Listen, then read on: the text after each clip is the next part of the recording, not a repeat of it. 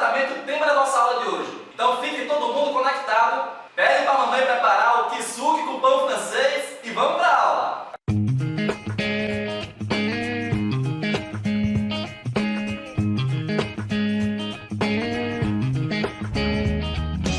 Fala galerinha! Tudo beleza? Tudo tranquilo? Sossegado.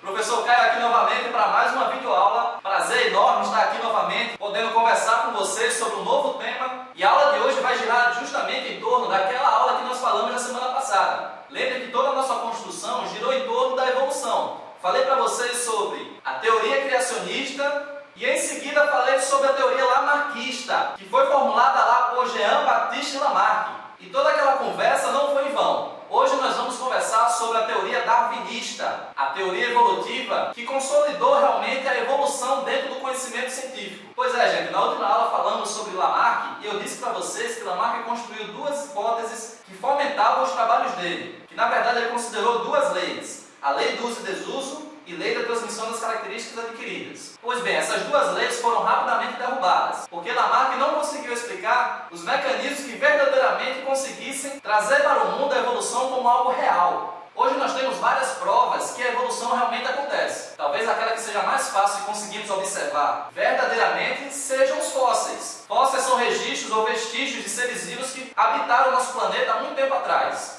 Quando eu falo muito tempo atrás, não é semana passada, são milhares até milhões de anos. Pois é, essas evidências não deixaram o mundo científico dormir sossegado por muito tempo. E em meados de 1800, um novo carinha apareceu para nós como uma pessoa que iria mudar completamente o mundo científico naquela época. E seus estudos iriam trazer à tona evidências que realmente comprovavam a evolução dentro do nosso planeta. Esse cara hoje é considerado o pai da evolução. E talvez alguns de vocês já devem ter ouvido falar em Charles Darwin. Ou para os íntimos, o Dada. Pois é, Dada ele dedicou uma importante parte da sua vida à medicina. No entanto, curioso por natureza, ele adorava passar um bom pedaço do seu tempo fazendo observações de espécies que ele tinha contato frequente. E algumas perguntas não paravam de rodear o seu pensamento. Como, por exemplo, por que o mundo conseguia habitar uma quantidade incontável de espécies diferentes? Quais características poderiam ser consideradas mais forte ou mais fraca entre duas espécies semelhantes? Se o Pinóquio disser que seu nariz está crescendo e ele crescer, ele está contando uma mentira ou uma verdade? Porque se ele está contando que o nariz está crescendo e o nariz crescer, é uma verdade. Então o nariz não deveria crescer, porque não é mentira, ele só cresce quando mente.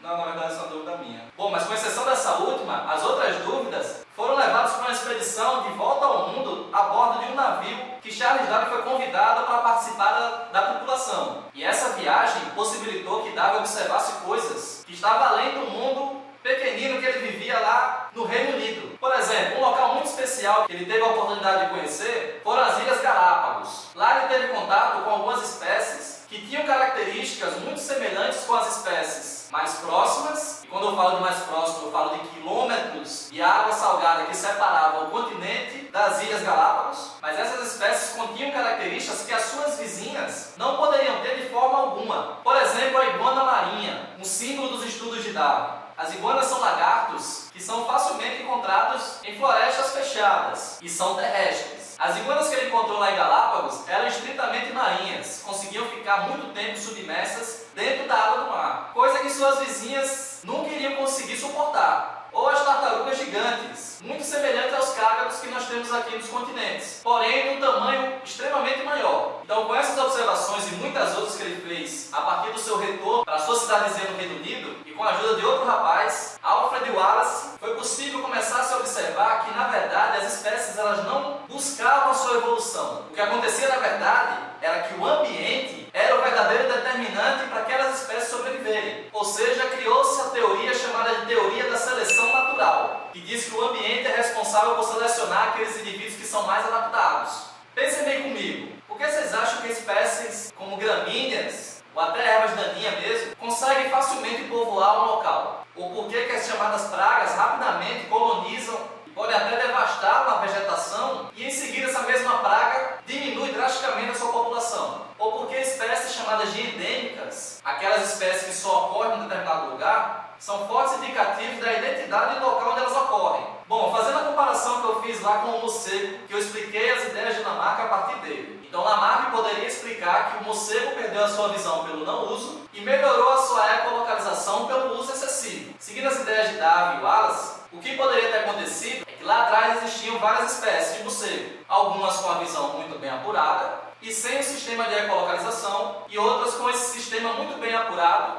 e com baixa visão. Então, num ambiente onde a visão não é tão importante, mas que a ecolocalização realmente é uma característica que vai sobrepor a utilização da visão, as espécies que tinham a ecolocalização estavam mais adaptadas àquele local, conseguiam comer mais, conseguiam sobreviver melhor e foram passando essas características para os seus descendentes. Já aquelas sem ecolocalização viviam cada vez pior e iam morrendo aos poucos, sendo eliminadas do ambiente. Então, meus caros, o ambiente é que vai selecionar quem fica e quem sai. Então não é a vontade da espécie de querer evoluir intencionalmente que vai fazer com que uma característica surja. Darwin ainda não sabia explicar muito bem esse mecanismo, mas em trecho das suas obras, ele fala que mudanças aleatórias acontecem em determinado indivíduo e caso essas mudanças sejam favoráveis, vão permitir que aquele indivíduo se sobressaia dos demais e consiga sobreviver melhor aqui no ambiente. Mas não adianta nada se aquela característica é muito boa, é excepcional, e o ambiente por algum motivo mude completamente. Vamos a um exemplo. Imagine aqui que eu tenho duas populações de roedores, uma mais escura e outra clara, e que existe um predador muito feroz que se alimenta desses roedores. No entanto, a própria vegetação já é bem escura, então aquele predador consegue visualizar mais facilmente os roedores que têm uma coloração clara, e são eles que vão ser mais atacados. Agora, se por acaso, por algum motivo, a vegetação mude de coloração, ficando mais clara, por exemplo, os roedores escuros vão ficar mais visíveis para o predador e os claros vão ficar mais escondidinhos. Então agora a característica que melhor está adaptada a esse ambiente é a da coloração clara, e é essa que vai prevalecer com o passar do tempo. Observe então que esse exemplo nos diz bem o quanto o fator ambiente ele pode determinar a presença ou não de uma espécie, inclusive causando até a sua extinção. Para uma espécie ficar totalmente adaptada a um determinado ambiente, ela gasta muito tempo para isso. Vou dar um outro exemplo mais próximo aqui da nossa realidade. O peixe-boi marinho é uma espécie herbívora e muito dócil, que apesar do seu tamanho, se alimenta normalmente de gramíneas presentes no mar. Pois é, essa espécie adaptou muito bem aqui ao nosso litoral, no litoral lagoano inclusive, mas teve uma redução muito grande da sua população nas últimas décadas. E o que fez acontecer essa queda brusca da sua população foi o aumento da presença humana nesses ambientes, além da caça predatória, a invasão e destruição de manguezais e também a destruição de grandes áreas que continham o alimento dele. Tudo isso favoreceu para que a sua população de milhares de indivíduos reduzisse para algumas centenas. Ou seja, esse tipo de degradação ambiental promoveu a quase extinção desses indivíduos. Pois é, galerinha, a seleção natural não é o único fator que promove a evolução. No entanto, é o fator mais defendido por Darwin e Wallace em seus registros. Na semana passada eu deixei uma atividade que trazia exemplos reais de espécies daqui da Mata Atlântica para vocês pensarem assim como pensou Lamarck. E nessa semana eu estou deixando também atividades de exemplos reais que vão permitir vocês imaginarem-se como Darwin, utilizando a seleção natural como fator que vai determinar a existência de uma característica em um determinado ambiente. Então essa atividade traz o exemplo do salmão e da piraputanga, duas espécies de peixe que coexistem de uma maneira muito eficiente, principalmente para o caso do salmão. Apesar do salmão ser carnívoro, se alimenta de carne, foi identificado que juvenis dessa espécie se misturam junto com os indivíduos da espécie piraputanga, que são herbívoros. E eles fazem isso simplesmente para garantir a sua camuflagem. Os salmões, quando são juvenis, eles não são muito ágeis dentro da água, nem fora, lógico.